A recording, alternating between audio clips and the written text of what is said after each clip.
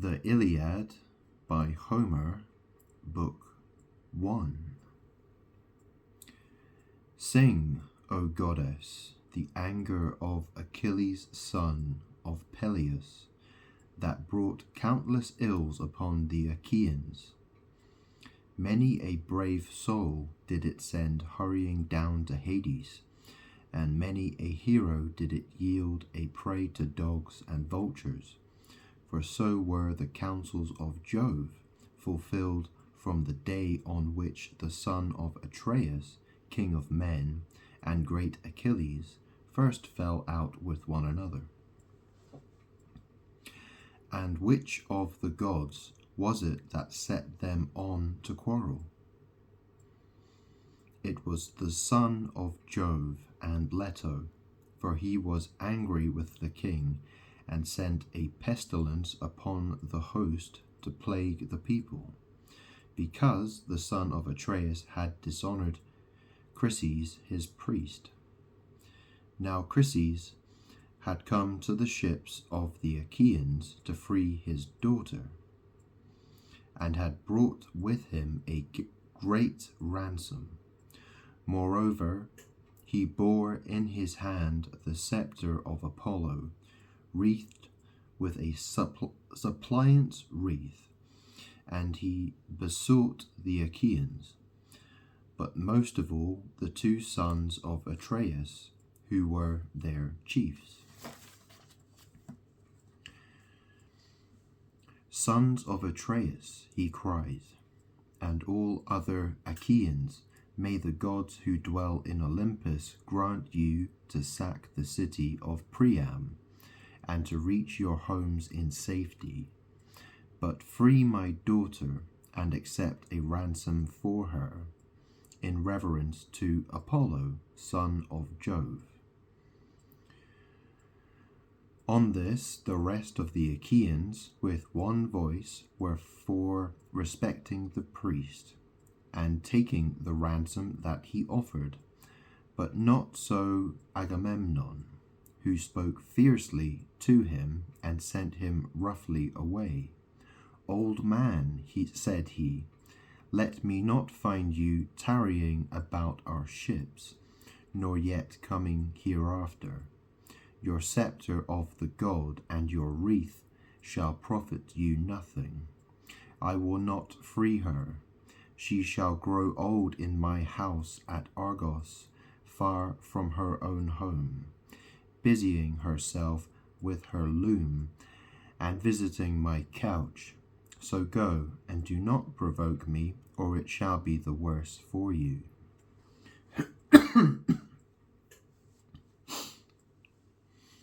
The old man feared him and obeyed. Not a word he spoke, but went by the shore of the sounding sea, and prayed apart to King Apollo, whom lovely Leto had borne. Hear me, he cried, O god of the silver bow, that protectest Chryse and holy Scylla, and rulest Tenedos with thy might. Hear me, O thou of Sminth, if I have ever decked your temple with garlands, or burned your thigh bones in fat of bulls or goats, grant my prayer, and let your arrows avenge these my tears upon the Danaans.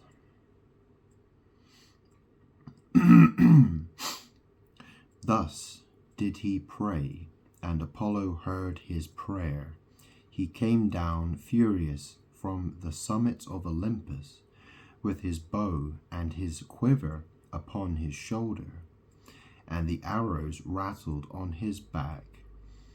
With the rage that trembled within him, he sat himself down away from the ships, with a face as dark as night, and his silver bow rang death as he shot his arrow in the midst of them. First he smote their mules and their hounds, but presently he aimed his shafts at the people themselves. And all day long the pyres of the dead were burning. For 9 whole days he shot his arrows among the people, but upon the 10th day Achilles called them in assembly, moved thereto by Juno, who saw the Achaeans in their death throes, and had compassion upon them. Then, when they were got together, he rose and spoke among them. Son of Atreus, said he, I deem that we should now turn roving home, if we would escape destruction, for we are being cut down by war and pestilence at once. Let us ask some priest or prophet, or some reader of dreams, for dreams too are of Jove, who can tell us why Phoebus Apollo is so angry, and say whether it is for some vow that we have broken, or hecatomb that we have not offered, and whether he will accept the savour of lambs and goats without blemish, so as to take away the plague from us.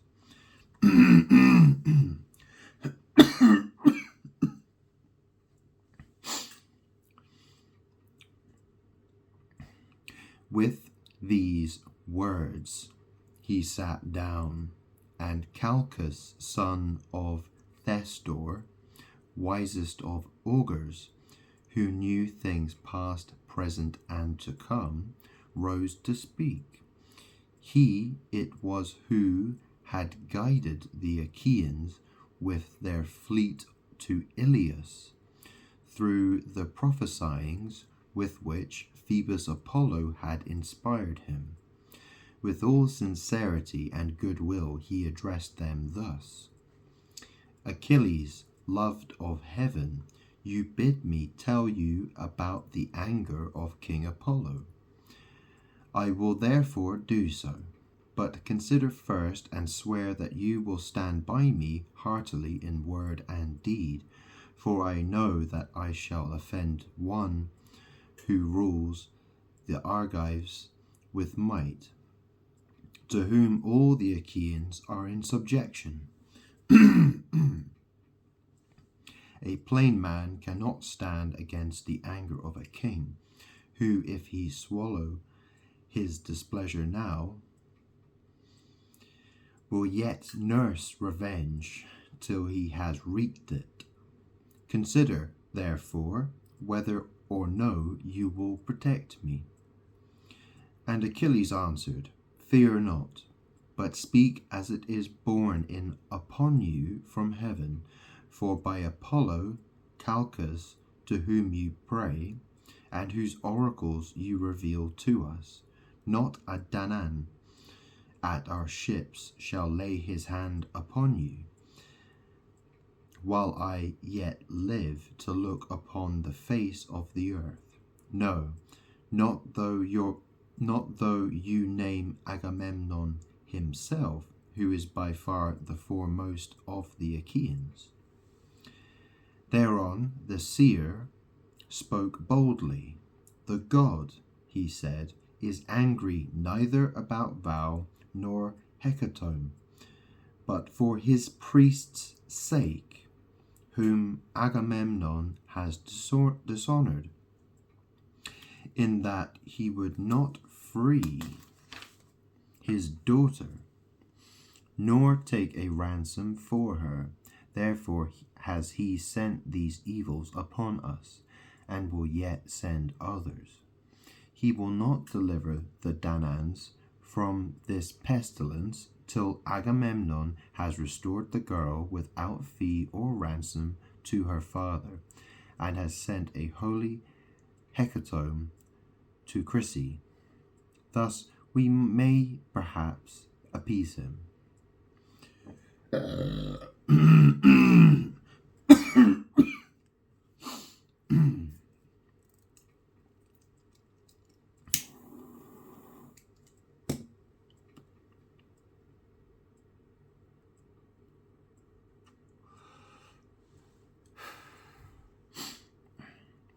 With these words he sat down, and Agamemnon rose in anger. His heart was black with rage, and his eyes flashed fire as he scowled on Calchas and said, Seer of evil, you never yet prophesied smooth things concerning me, but have ever loved to foretell that which was evil. You have brought me neither comfort nor performance, and now you come seeing among Danaans, and saying that Apollo has plagued us because I would not take a ransom for this girl, the daughter of Chryses. I have set my heart on keeping her in my own house, for I love her better even than my own wife Clytemnestra, whose peer she is alike in form and feature, in understanding and accomplishments. Still, I will give her up if I must, for I would have the people live, not die. But you must find me a prize instead, or I alone among the Argives shall be without one. This is not well, for you behold, all of you, that my prize is to go elsewhither. And Achilles answered, Most noble son of Atreus, covetous beyond all mankind, how shall the Achaeans find you another prize? We have no common store from which to take one. Those we took from the cities have been awarded. We cannot disallow the awards that have been made already. Give this girl, therefore, to the god, and if ever Jove grants us to sack the city of Troy, we will requite you 3 and 4-fold. Then Agamemnon said, Achilles, valiant though you be, you shall not thus outwit me. You shall not overreach, and you shall not persuade me. Are you to keep your own prize, while I sit tamely under my loss, and give up the girl at your bidding? Let the Achaeans find me a prize in fair exchange to my liking, or I will come and take your own, or that of Ajax, or of Ulysses, and he to whomsoever I may come shall rue my coming. But of this we will take thought hereafter. For the present, let us draw a ship into the sea, and find a crew for her expressly. Let us put a hecatomb on board, and let us send Chryses also. Further, let some chief man among us be in command, either Ajax, or Idomeneus, or yourself, son of Peleus, mighty warrior that you are, that we may offer sacrifice and appease the anger of the god.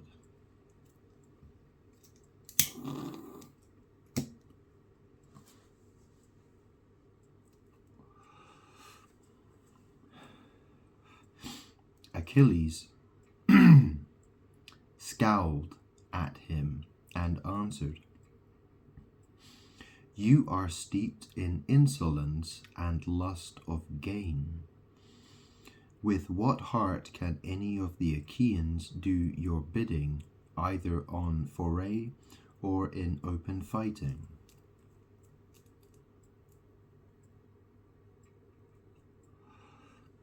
I came not warring here for any ill the Trojans had done me.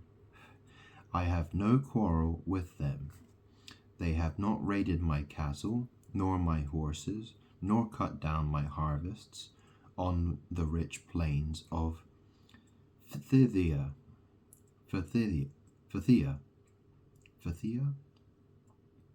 For between me and them there is a great space, both mountain and sounding sea. We have followed you, Sir Insolence, for your pleasure, not ours. to gain satisfaction from the Trojans for your shameless self and for Menelaus. You forget this, and threaten to rob me of the prize for which I have toiled, and which the sons of the Achaeans have given me. Never when the Achaeans sack any rich city of the Trojans do I receive so good a prize as you do, though it is my hands that do the better part of the fighting.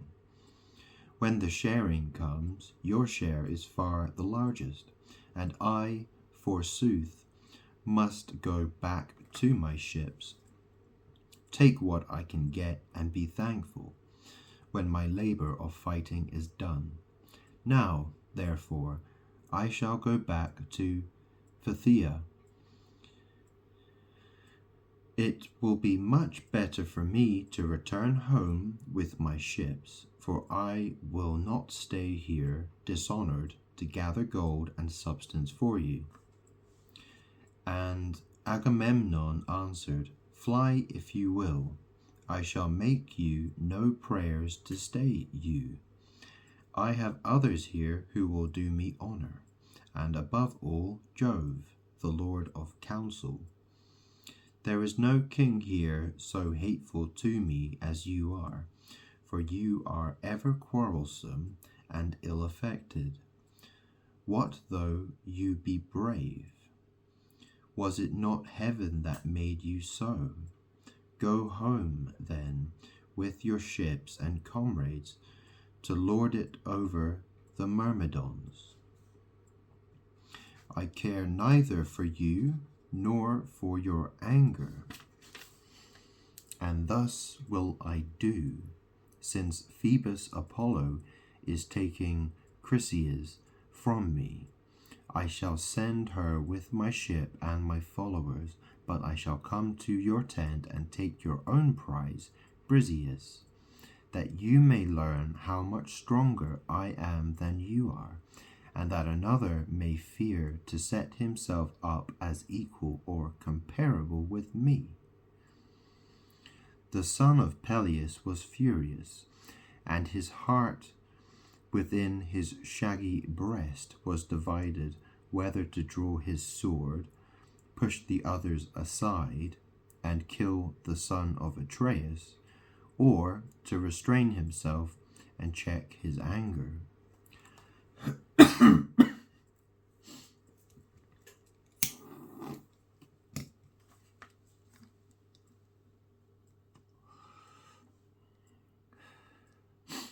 While he was thus in two minds, and was drawing his mighty sword from its scabbard, Minerva came down from heaven, for Juno had sent her in the love she bore to them both, and seized the son of Peleus by his yellow hair, visible to him alone, for of the others no man could see her. Achilles turned in amaze, and by the fire that flashed from her eyes at once knew that she was Minerva.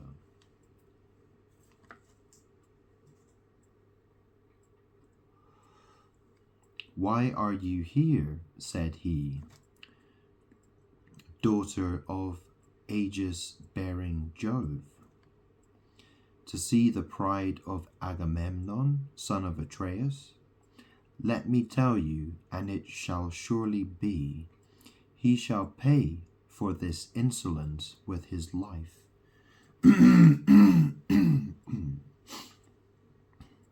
And Minerva said, I come from heaven, if you will hear me, to bid you stay your anger. Juno has sent me, who cares for both of you alike. Cease, then, this brawling, and do not draw your sword. Rail at him if you will, and your railing will not be vain. For I tell you, and it shall surely be, that you shall hereafter receive gifts 3 times as splendid by reason of this present insult. Hold, therefore, and obey.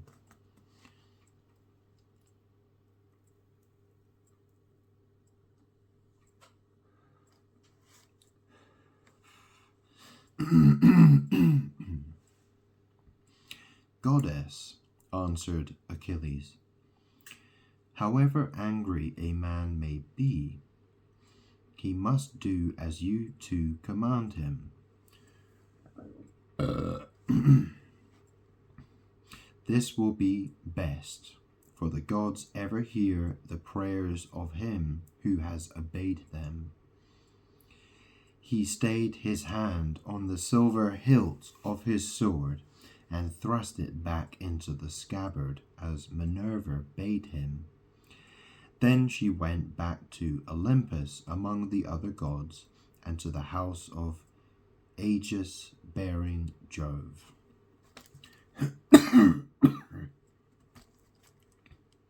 But the son of Peleus again began railing at the son of Atreus, for he was still in a rage. Wine bibber, he cried, with the face of a dog and the heart of a hind. You never dared to go out with the host in fight, nor yet with our chosen men in ambuscade. You shun this as you do death itself.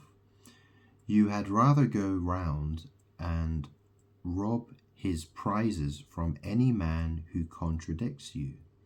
You devour your people, for you are king over a feeble folk. Otherwise, son of Atreus, henceforward you would insult no man. Therefore I say, and swear it with a great oath, nay, by this my sceptre, which shall sprout neither leaf nor shoot, nor bud anew from the day on which it left its parent stem upon the mountains. For the axe stripped it of leaf and bark, and now the sons of the Achaeans bear it as judges and guardians of the decrees of heaven.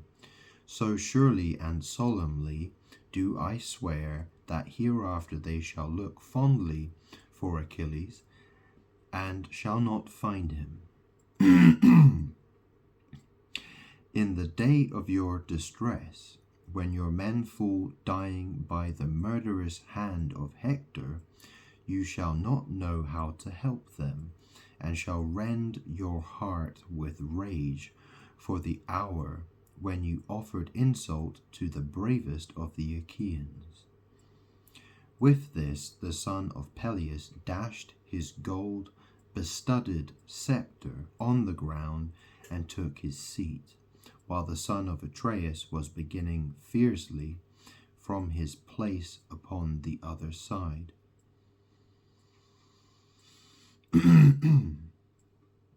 Then uprose smooth-tongued Nestor, the facile speaker of the Pylians, and the words fell from his lips sweeter than honey. 2 generations of men born and bred in Pylos had passed away under his rule, and he was now reigning over the 3rd. With all sincerity and goodwill, therefore, he addressed them thus. Of a truth, he said, a great sorrow has befallen the Achaean land. Surely Priam with his sons would rejoice, and the Trojans be glad at heart if they could hear this quarrel between you two, who are so excellent in fight and counsel. I am older than either of you, therefore be guided by me. Moreover, I have been the familiar friend of men, even greater than you are, and they did not disregard my counsels. Never again can I behold such men as Pirithous and Dryas, shepherd of his people, or as Caeneus, Exadius, godlike Polyphemus, and Theseus, son of Aegeus, peer of the immortals. These were the mightiest men ever born upon this earth. Mightiest were they, and when they fought the fiercest tribes of mountain savages, they utterly overthrew them. I came from distant Pylos, and went about among them, for they would have me come, and I fought as it was in me to do. Not a man now living could withstand them, but they heard my words, and were persuaded by them. So be it also with yourselves, for this is the more excellent way. Therefore, Agamemnon, though you be strong, take not this girl away, for the sons of the Achaeans have already given her to Achilles. And you, Achilles, strive not further with the king, for no man who, by the grace of Jove, wields a scepter has like honor with Agamemnon. You are strong, and have a goddess for your mother, but Agamemnon is stronger than you, for he has more people under him. Son of Atreus, check your anger, I implore you.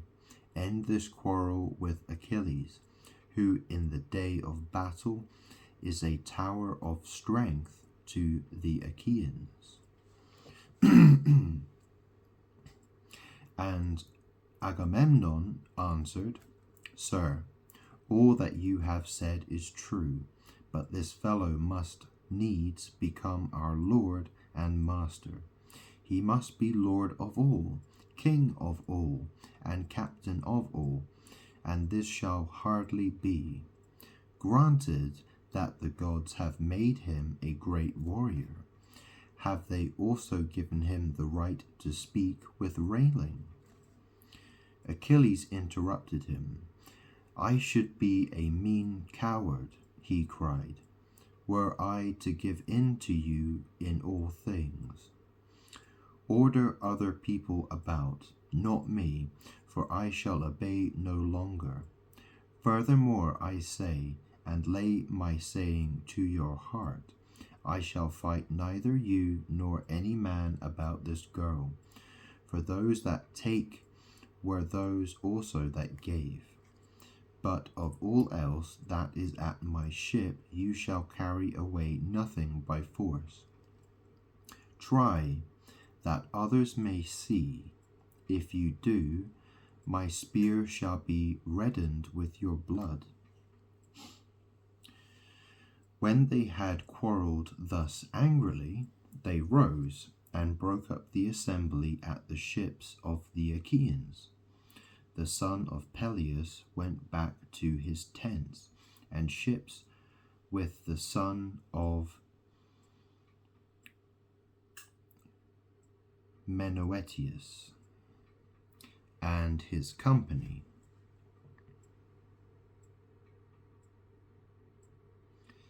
While Agamemnon drew a vessel into the water and chose a crew of 20 oarsmen. He escorted Chryseis on board and sent moreover a hecatomb for the god, and Ulysses went as captain. These then went on board and sailed their ways over the sea. But the son of Atreus bade the people purify themselves. So they purified themselves and cast their filth into the sea. Then they offered hecatombs of bulls and goats without blemish on the seashore, and the smoke with the savour of their sacrifice rose curling up towards heaven.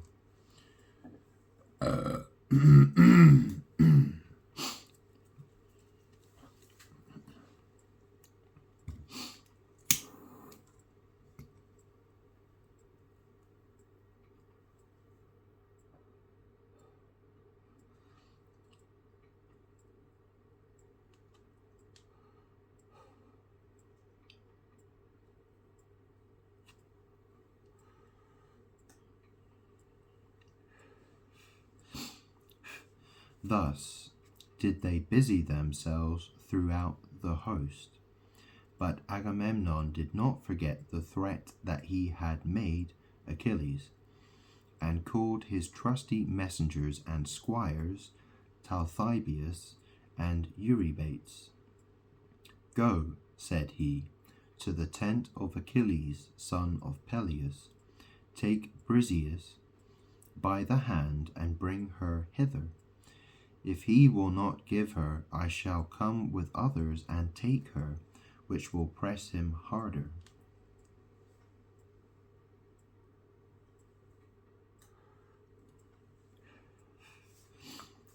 He charged them straightly further, and dismissed them, whereon they went their way sorrowfully by the seaside, till they came to the tents and ships of the Myrmidons.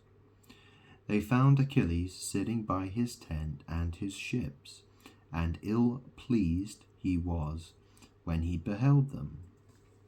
They stood fearfully and reverently before him, and never a word did they speak. But he knew them and said, Welcome, heralds, messengers of gods and men. Draw near. My quarrel is not with you, but with Agamemnon, who has sent you for the girl Briseis.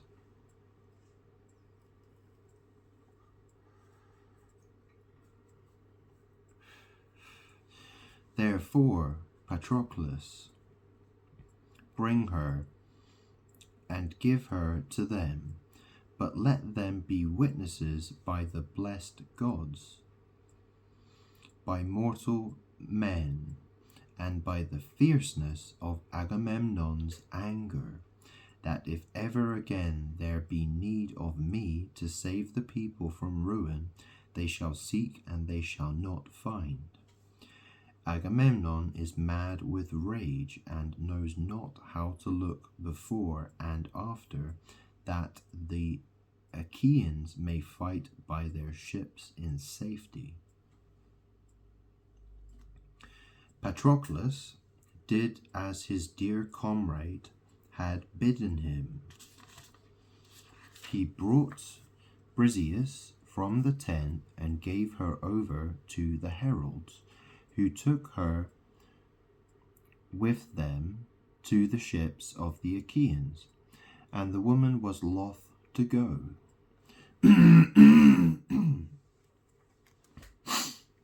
Then Achilles went all alone by the side of the hoar sea,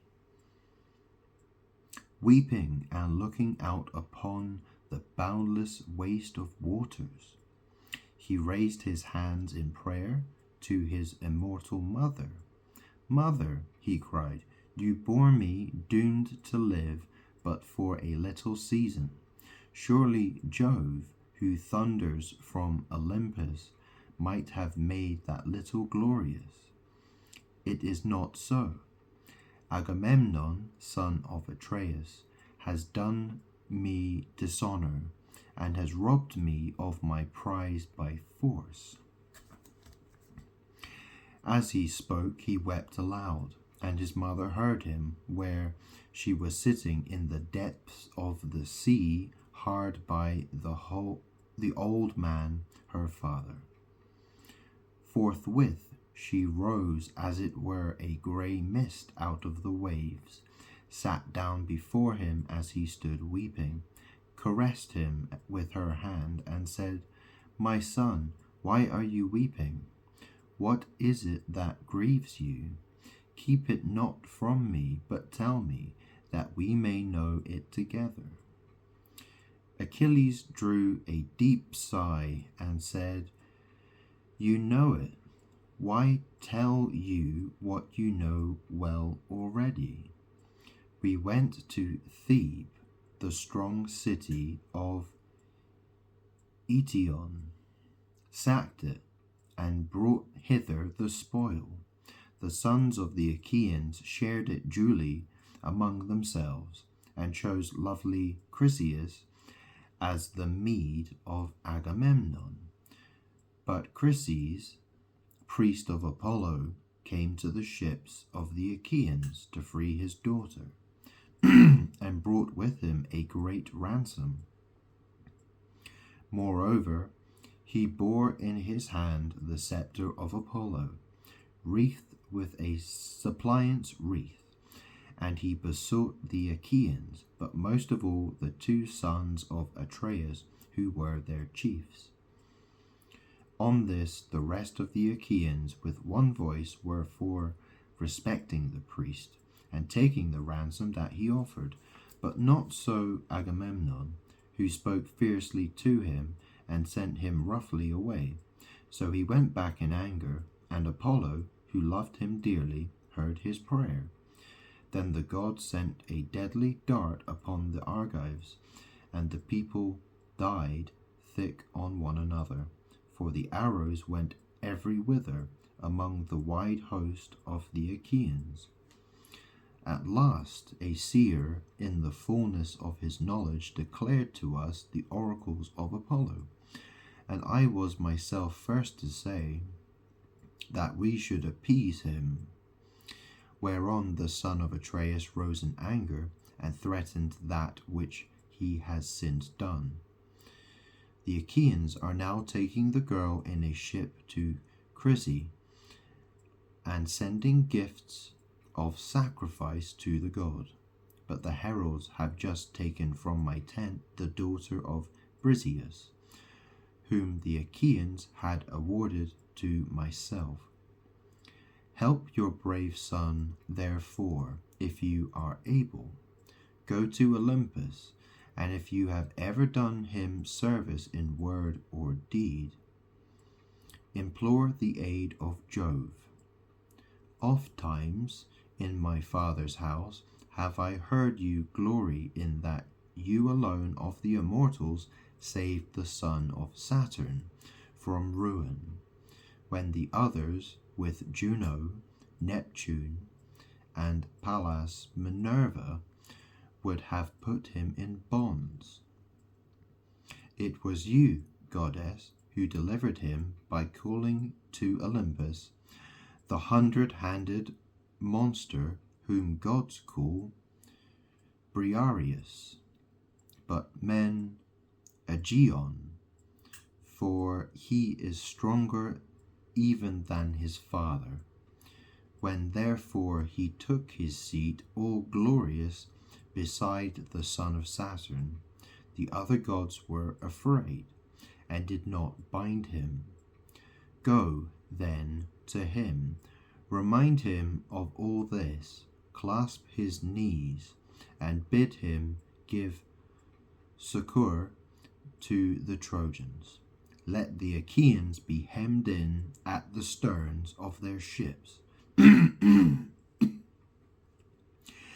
perish on the sea shore, that they may reap what joy they may of their king, and that Agamemnon may rue his blindness in offering insult to the foremost of the Achaeans.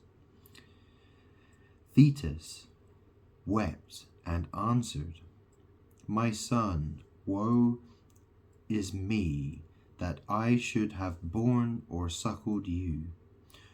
Would indeed that you had lived your span free from all sorrow at your ships, for it is all too brief. Alas, that you should be at once short of life and long of sorrow above your peers. Woe, therefore, was the hour in which I bore you. Nevertheless, I will go to the snowy heights of Olympus and tell this tale to Jove, if he will hear our prayer. Meanwhile, stay where you are with your ships, nurse your anger against the Achaeans, and hold aloof from fight. For Jove went yesterday to Oceanus, to a feast among the Ethiopians, and the other gods went with him. He will return to Olympus 12 days hence. I will then go to his mansion, paved with bronze, and will beseech him, nor do I doubt that I shall be able to persuade him." On this she left him, still furious at the loss of her that had been taken from him. Meanwhile Ulysses reached Chryse with the hecatomb. When they had come inside the harbour, they furled the sails and laid them in the ship's hold. They slackened the forestays, lowered the mast into its place, and rowed the ship to the place where they would have her lie.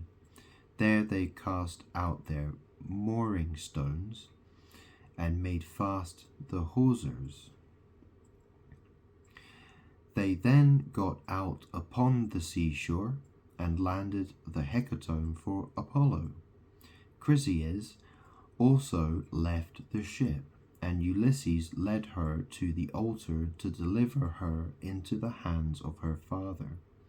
"Chryseis," said he, "King Agamemnon has sent me to bring you back your child and to offer sacrifice to Apollo on behalf of the Danaans, that we may propitiate the god, who has now brought sorrow upon the Argives." So saying, he gave the girl over to her father, who received her gladly, and they ranged the holy hecatomb all orderly round the altar of the god. They washed their hands and took up the barley meal to sprinkle over the victims, while Chryseis lifted up his hands and prayed aloud on their behalf. "Hear me," he cried, "O God of the silver bow, that protectest Chryse and holy Scylla, and rulest Tenedos with thy might. Even as thou didst hear me aforetime when I prayed, and didst press hardly upon the Achaeans, so hear me yet again, and stay this fearful pestilence from the Danaans." Thus did he pray, and Apollo heard his prayer. When they had done praying and sprinkling the barley meal, they drew back the heads of the victims and killed and flayed them. They cut out the thigh bones, wrapped them round in 2 layers of fat, set some pieces of raw meat on top of them, and then Chryseis laid them on the wood fire and poured wine over them, while the young men stood near him with 5-pronged spits in their hands.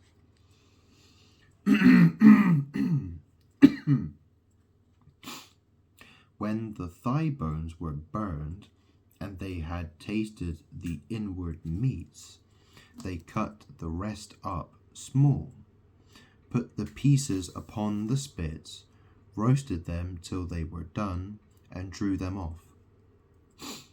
Then, when they had finished their work, and the feast was ready, they ate it, and every man had his full share, so that all were satisfied.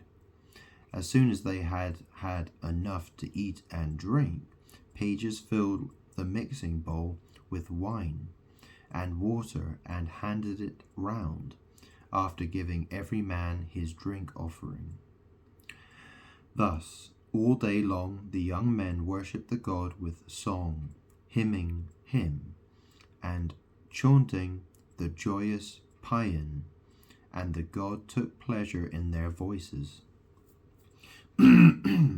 But when the sun went down, and it came on dark, they laid themselves down to sleep by the stern cables of the ship. And when the child of morning, rosy-fingered dawn, appeared, they again set sail for the host of the Achaeans. Apollo sent them a fair wind, so they raised their mast and hoisted their white sails aloft. As the sail bellied with the wind, the ship flew through the deep blue water, and the foam hissed against her bows as she sped onward. When they reached the wide-stretching host of the Achaeans, They drew the vessel ashore, high and dry upon the sands, set her strong props beneath her, and went their ways to their own tents and ships.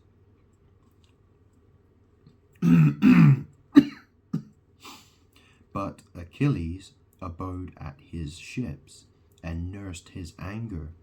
He went not to the honourable assembly, and sallied not forth to fight, but gnawed at his own heart, pining for battle and the war cry. Now after 12 days the immortal gods came back in a body to Olympus, and Jove led the way. Thetis was not unmindful of the charge her son had laid upon her, so she rose from under the sea and went through great heaven with early morning to Olympus, where she found the mighty son of Saturn sitting all alone upon its topmost ridges.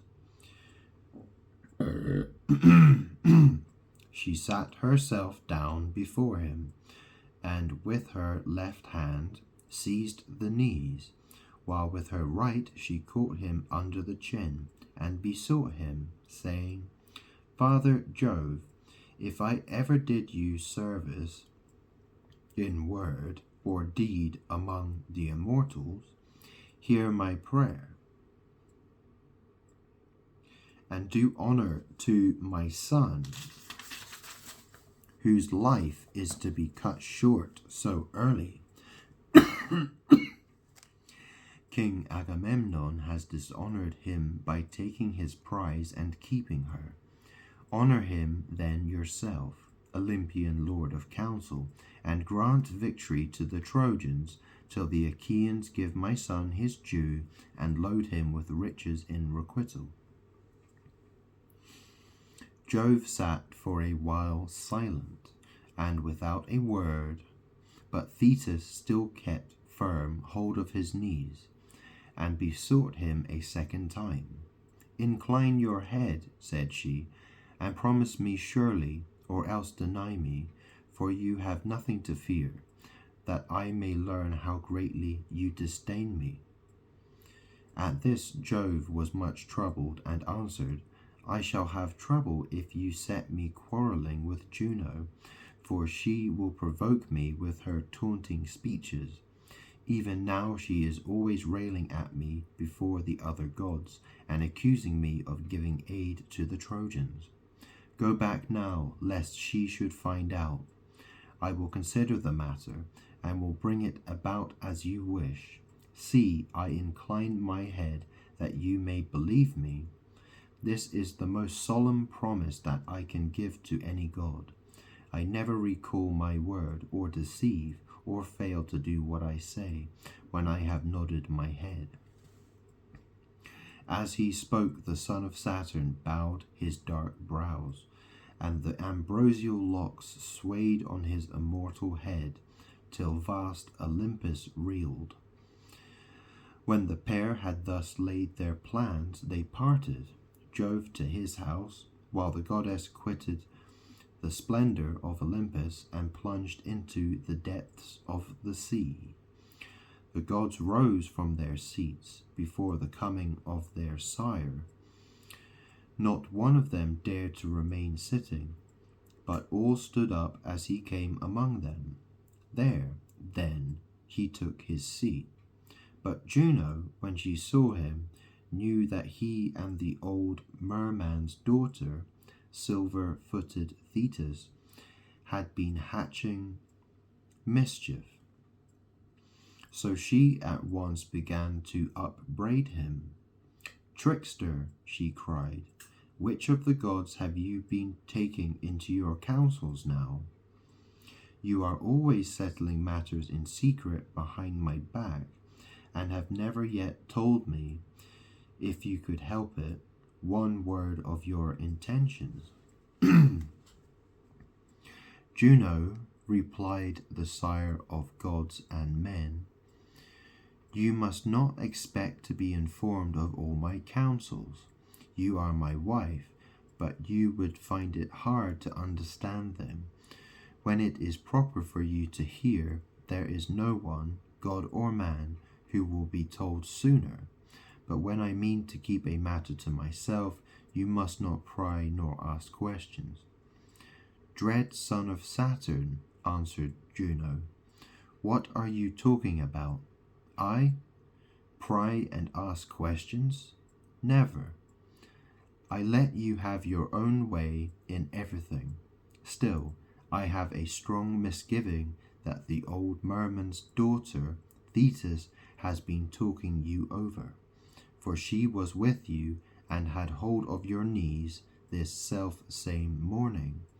I believe, therefore, that you have been promising her to give glory to Achilles, and to kill much people at the ships of the Achaeans. Wife, said Jove, I can do nothing but you suspect me and find it out. You will take nothing by it, for I shall only dislike you the more, and it will go harder with you. Granted that it is as you say, I mean to have it so. Sit down and hold your tongue as I bid you, for if I once begin to lay my hands about you, though all heaven were on your side, it would profit you nothing.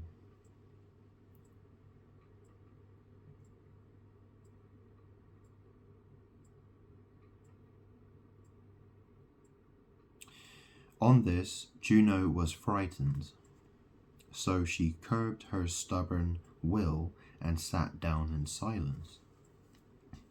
But the heavenly beings were disquieted throughout the house of Jove, till the cunning workman Vulcan began to try and pacify his mother Juno.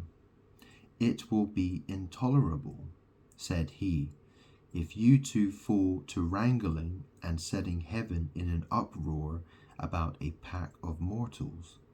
If such ill counsels are to prevail, we shall have no pleasure at our banquet.